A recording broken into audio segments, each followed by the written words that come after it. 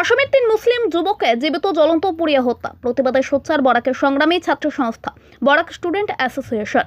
উল্লেখ্য, গত 2 থেকে 3 দিন আগে আসামের সংখ্যালঘু সম্প্রদায়ের 3 মুসলিম যুবক মেঘালয় থেকে ভিআইপি গাড়ি নিয়ে ফেরার পথে মেঘালয়ের কোনো একটি জায়গায় এক দুষ্ট চক্রের দল মুসলিম হওয়ার উপরাধে গাড়ির ভিতরে থাকা ওই 3 যুবককে আগুন লাগিয়ে জীবিত হত্যা করেছে।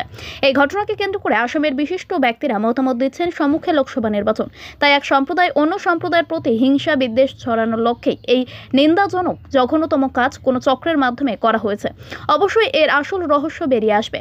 বিএসএ কেন্দ্রীয় দপ্তর সম্পাদক এ নিয়ে আজ এক প্রেস বিবৃতিতে এ ঘটনার প্রতি তীব্র নিন্দা ও ধিক্কার জানিয়ে সুতদন্তক্রমে এ ঘটনার সাথে জড়িত দুষ্কৃতিকারীদেরকে পাকড়াও করে আইনের মাধ্যমে কঠোর থেকে কঠোরতম শাস্তি প্রদান করার দাবি জানিয়েছেন।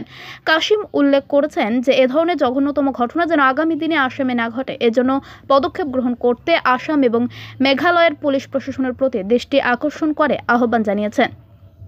আর বিশেষ করে এই নিন্দার জন্য ঘটনাকে কেন্দ্র করে আসামের রাজনৈতিক মহল উত্তপ্ত। খবর সূত্রে জানা গেছে, করিমগঞ্জ লোকসভা আসনের AIUDF মনোনীত প্রার্থী শাহাবুল ইসলাম চৌধুরী পারুল মহাশয় এই ঘটনার প্রতি তীব্র নিন্দা ও ধিক্কার জানিয়েছেন। সম্মানিত দর্শক ও শ্রোতা, গত 2-1 দিন থেকে আমরা সামাজিক মাধ্যমে বিভিন্ন নিউজ চ্যানেল পত্রিকার মাধ্যমে দেখতে পেরেছি যে আসামের 3 যুবককে, মুসলিম যুবককে মেঘালয়ের কোনো একটি জায়গায় নৃশংসভাবে গাড়ির ভিতরে গাড়িতে পেট্রোল ডালিয়ে জীবিত জ্বালিয়ে হত্যা করা হয়েছে। এর প্রতি তীব্র এবং নিন্দা ও ধিক্কার জানাচ্ছি। আমরা জানি আমাদের বর্তমানে নির্বাচন চলছে বিভিন্ন জায়গায় এবং আমাদের আসামে নির্বাচন দফায় দফায় চলছে। এর নির্বাচনের প্রাক মুহূর্তে মুখ্যমন্ত্রী বরাক সফরের সময়কালীন আমাদের আসামের 3 মুসলিম যুবককে যে নৃশংসভাবে জীবিত পুড়িয়ে হত্যা করা হয়েছে, এটা খুবই দুঃখজনক। বর্তমানে বিভিন্ন জায়গায় বিভিন্ন প্রান্তে আমাদের মুসলিম যুবকদেরকে টার্গেট করা হচ্ছে, মুসলিম সম্প্রদায়কে টার্গেট করা হচ্ছে, বিভিন্ন ধরনের হয়রানি করা হচ্ছে, প্রাণ কেড়ে নেওয়া হচ্ছে। এটা স্বাধীন ভারতের স্বাধীন জনগণের জন্য কাম্য নয়। আমরা জানি ভারতবর্ষ একটি সার্বভৌম গণতান্ত্রিক এবং একটা ধর্মনিরপেক্ষ রাষ্ট্র, যে রাষ্ট্রের মধ্যে সমাবিশেষ যেরকম সাম্প্রদায়িকতা দেখা যায় সেটা খুবই নিন্দাজনক। এই যে গত কিছুদিন আগে যে 3 যুবককে হত্যা করা হয়েছে, এটা খুবই নিন্দনীয় একটা কাজ করা হয়েছে।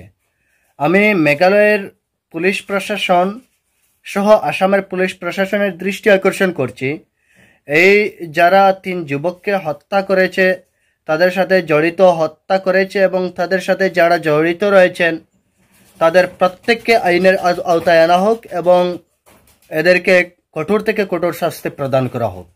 কেননা নির্বাচনের প্রাক মুহূর্তে এই হিংসাজনক কাজ কে করতে পারে? নিশ্চয় কোনো দুষ্টচক্রের চক্রান্তও হতে পারে। এরা ভিআইপি গাড়ি নিয়ে আসছে, তাদেরকে কোনো একটি জায়গায় গাড়ির মধ্যে প্রথমে পেট্রোল ঢেলে দেওয়া হয়, তারপর আগুন লাগিয়ে তাদেরকে গাড়ি সহ তাদেরকে জীবিত হত্যা করা হয়েছে। আমি বিশেষ করে কোন জায়গার এই 3 যুবক আমি জানি না, তবে আসামের এই 3 যুবক মুসলিম যুবক, এদেরকে কি কারণে করা হয়েছে এখনো তার আসল রহস্য বেরিয়ে আসেনি। আসল রহস্য বের হবে ইনশাল্লাহ। তবে তার প্রথমেই এই যে দুষ্কৃতিকারী যারা এই আক্রমণ করেছে, এদেরকে কঠোর থেকে কঠোর শাস্তির দাবি জানাচ্ছি।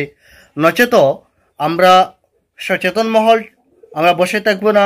আমরা বরাক স্টুডেন্টস অ্যাসোসিয়েশন সহ সচেতন মহলের নাগরিকরা বিক্ষোভ প্রদর্শন করব, আমরা বিক্ষোভ প্রতিবাদ গড়ে তুলব। আর শেষ মুহূর্তে আমি জয় হিন্দ, জয় ভারত, জয় অহম, ধন্যবাদ।